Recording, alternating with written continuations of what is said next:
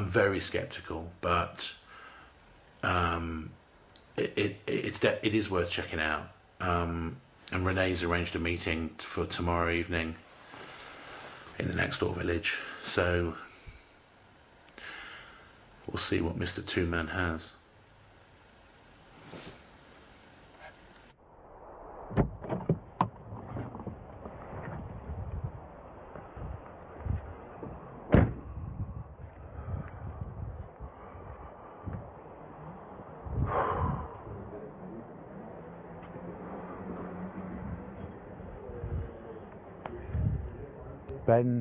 Ben Hammet. The man I'd arranged to meet went by the name of Ben Hammet, which was an anagram of the Tomb Man. He was known to be very careful about his security, so much so that although he'd asked to meet me at this bar, he'd sent his brother instead.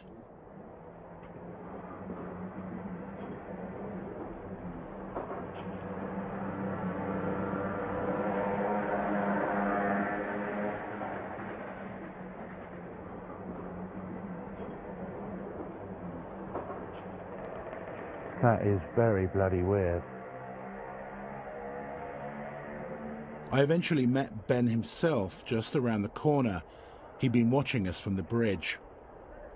It was clear from his reactions that he was very uneasy about the camera being there, but after a brief chat, we arranged to meet again the following morning for an interview.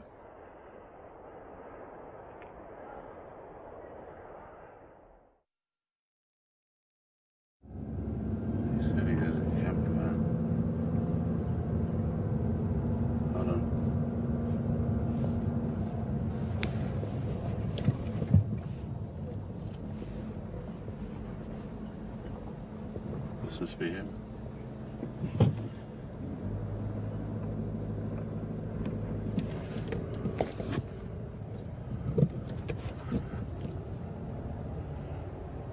If he's asleep, isn't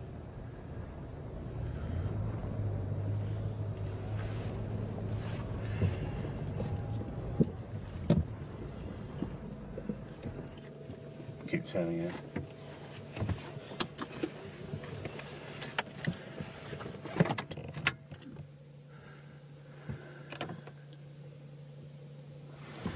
I guess I'll just go knock on the door.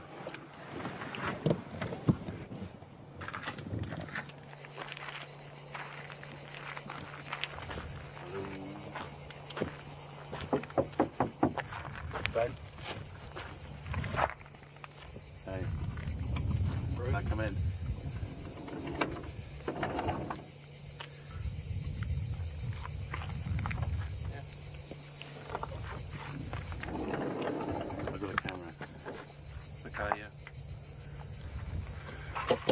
So this is home. Home sweet home. He told me that he'd first come down to the area with his brother in 1999 to look for treasure after seeing a documentary on Rennes Chateau on the BBC. He said that they spent day after day in the church looking for hidden clues and messages in the statues and murals, trying to unlock what they believed was a coded map. 1.82 metres. Eventually, after a lot of trial and error, they discovered 4 separate landmarks nearby that were all depicted in the church and which lined up exactly with a cave on a local mountain. What, up there? There was a passage towards the back of the cave. You go have a look. Yeah, mate, you take the camera, you might get it on film.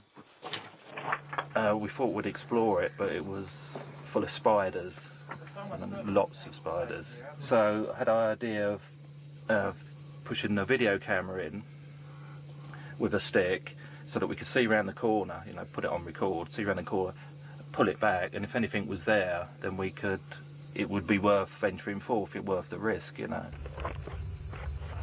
And as soon as I put it on record, pushed it forward, and it had disappeared, and consequently it had fallen down this hole, and I found the first glimpse of a tomb. after a while, you could see I shot him a torch down trying to see it. And he gave it some light. Yeah. What do you think's in there? What do you think of who that is or what it is? I don't know. I mean, it looks like a Templar burial, but obviously we won't know till we get in there. But it's real. But it's real, yeah. With no way into the tomb and worried about disclosing its whereabouts to anyone, Ben sat on his discovery for several years before returning to Rennes-le-Château.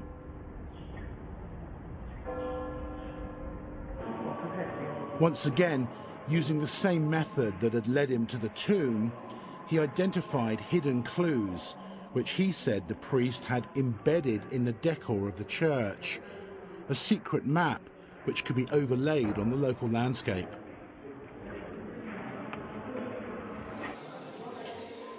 On the edge of this one,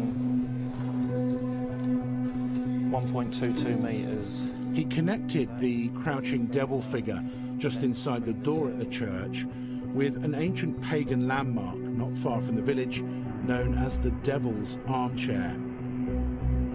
Ben said that if you imagine the devil seated in this chair, his gaze falls on a specific spot of ground a few feet away. I dug and eventually found the first bottle, and inside was this. Is that Sonia's signature? Yeah. It was rolled up?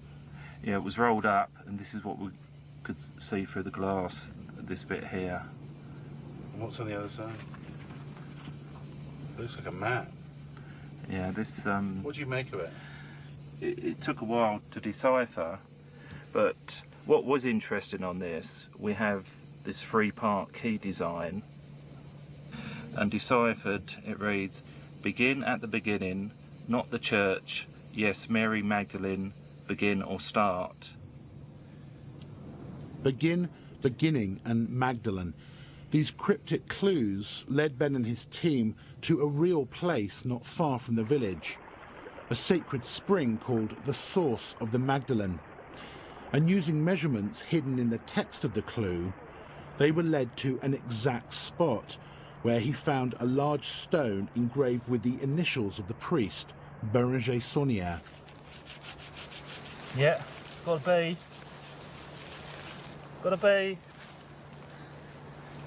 We'll hold the water still. And then, What's that? Oh, they're close. Maybe not. That is a definite... That is a bee. That and shows an up S. well, doesn't it? Yeah.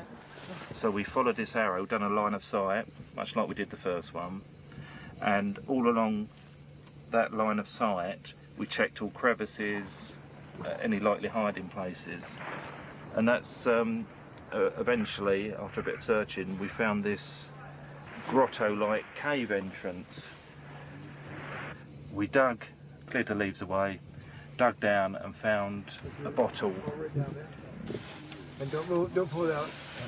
Yeah, I want my camera ready to get pictures of you, Ben. Here we are. The bottle is a lot larger. I'm not going to move it, I'm just trying to see how far...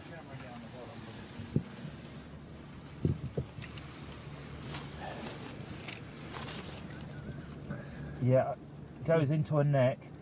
Okay, move your arm just for a second. Just want to get this in situ.